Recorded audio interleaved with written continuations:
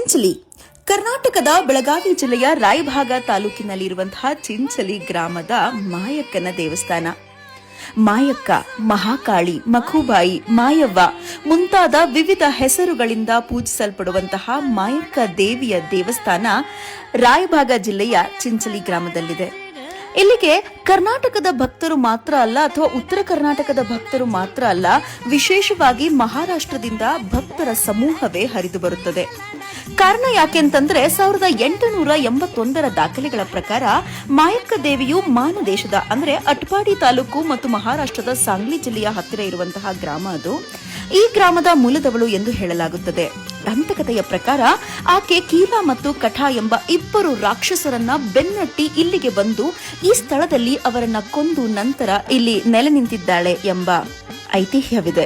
ಈ ದೇವಸ್ಥಾನದಲ್ಲಿ ಪ್ರತಿ ವರ್ಷ ಫೆಬ್ರವರಿ ತಿಂಗಳಲ್ಲಿ ಜಾತ್ರೆ ನಡೆಯುತ್ತದೆ ಮತ್ತು ಸಾಮಾನ್ಯವಾಗಿ 1 ತಿಂಗಳುಗಳ ಕಾಲ ನಡೆಯುವ ಈ ಜಾತ್ರೆಯಲ್ಲಿ ಮೊದಲನೇ ದಿನ ಎಷ್ಟು ಜನಸಮೂಹ ಇರುತ್ತೋ ಆ ತಿಂಗಳ ಕೊನೆಯಲ್ಲೂ ಸಹ ಅಷ್ಟೇ ಜನಸಮೂಹ ಇರುತ್ತದೆ.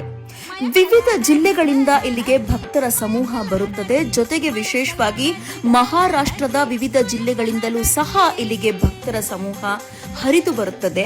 ಜೊತೆಗೆ ಟ್ರಾಕ್ಟರ್ಗಳಲ್ಲಿ ಹಾಗೂ ಎತ್ತಿನ ಬಂಡಿಗಳಲ್ಲಿ ಜನ ಸಾಗರೋಪಾದಿಯಲ್ಲಿ ಈ ದೇವಿಯನ್ನ ನೋಡೋದಿಕ್ಕೆ ಹರಿದು ಬರ್ತಾರಂತೆ.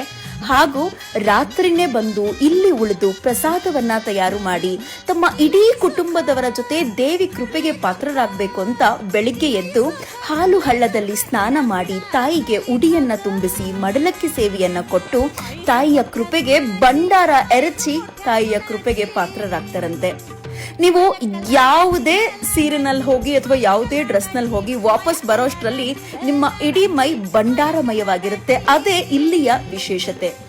ಚಾಂಗ್ ಬಲೋ ಮಾಯಕ್ಕ, ಚಾಂಗ್ ಬಲೋ ಮಾಯಕ್ಕ ಎಂದು ದೇವಿಯನ್ನ ಮನಸ್ತುಂಬಿ ಆರಾಧಿಸುವಂತಹ ಭಕ್ತರ ಸಮುದಾಯ ಇಲ್ಲಿ ತಾಯಿಗೆ ವಿವಿಧ ಸೇವೆಯನ್ನು ಸಹ ನೀಡುತ್ತಾರೆ.